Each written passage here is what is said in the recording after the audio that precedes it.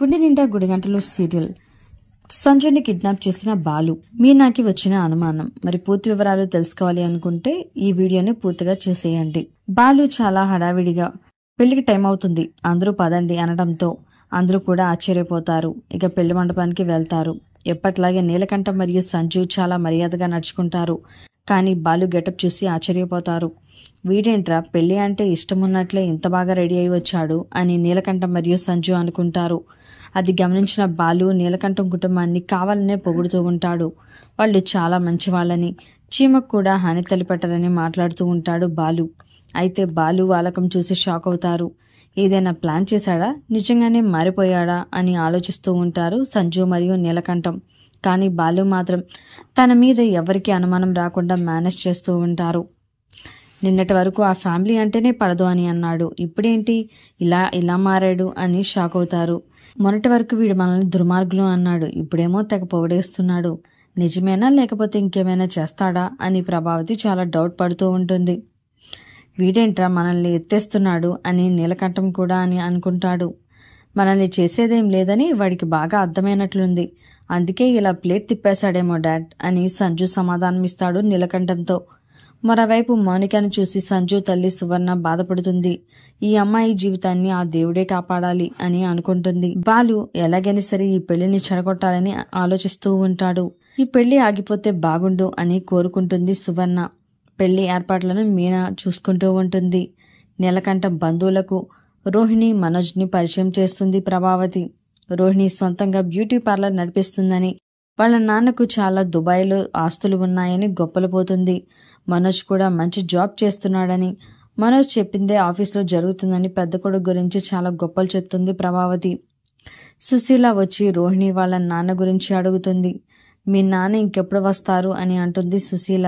దాంతో బిత్తరపోతుంది రోహిణి.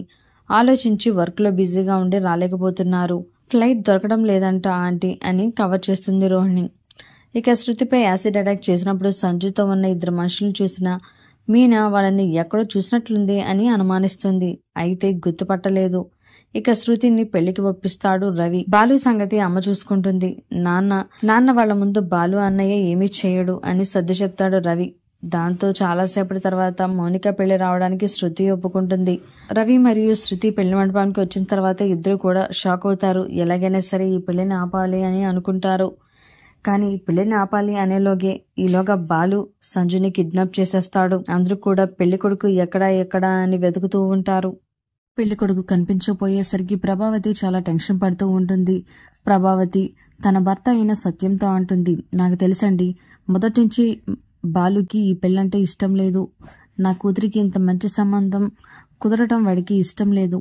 అందుకే బాలు ఆ సంజుని కిడ్నాప్ చేసి ఉంటాడు అని అంటుంది. అప్పుడు సత్యం, ఊరికో ప్రభావతి, ఎప్పుడు వాడి మీద నిందలు వేస్తావా, నీకు ఎప్పుడు వాడి మీద ఎందుకు అంత కోపం అని అంటాడు. అప్పుడు మీనా కూడా, ఇంకా ఆపండి అత్తయ్య గారు, ఎప్పుడు మా ఆయన మీదే మీరు నిందలు వేస్తూ ఉంటారు. ఆయన సంజు కనిపించకపోతే ఇక మా ఆయన కిడ్నాప్ చేసినట్లేనా, ఇంకో కారణం ఏమీ ఉండదా అని మీనా కూడా చాలా కోపంగా ఉంటుంది. మరి అయితే ప్రభావతి ఇలా అంటుంది, మరి మీ ఆయన ఎక్కడా, బాలు అసలు కనిపించడం లేదేంటి పెండ్లి మండపంలో, ఇప్పటి వరకు చాలా హడావిడి చేశాడు కదా, నాకెందుకో వాడి మీద అనుమానంగా ఉంది. ముందు వాడు ఎక్కడున్నాడో ఫోన్ చేసి రమ్మని చెప్పండి అని అంటుంది. అప్పుడు మీనా కాల్ ట్రై చేస్తూ ఉంటుంది.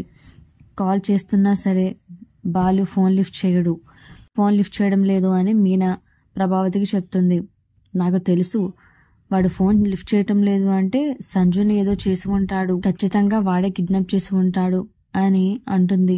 ఇక నీలకంఠం అలాగే తన భార్య సువర్ణ వీళ్ళందరూ కూడా చాలా టెన్షన్ పడుతూ ఉంటారు.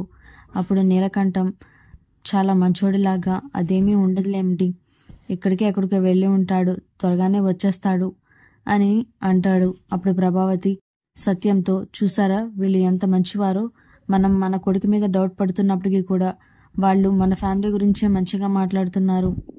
వీళ్ళు ఎంత మంచి మనుషులో ఇప్పటికైనా అర్థం చేసుకోండి, ఆ బాలుకి చెప్పండి అర్థమయ్యేలాగా అని ప్రభావతి అంటుంది. మరి తర్వాత ఏం జరుగుతుందో రాబోయే ఎపిసోడ్స్లో చూద్దాం. మరి సంజు మరియు మౌనికల పెళ్లి జరుగుతుందా లేదా అనేది మీరేమనుకుంటున్నారు, మీ అభిప్రాయాన్ని తప్పకుండా కామెంట్స్ ద్వారా తెలియజేయండి. ఇలాంటి లేటెస్ట్ వీడియోస్ కోసం ఇప్పుడే మా ఛానల్ని తప్పకుండా సబ్స్క్రైబ్ చేసుకోండి.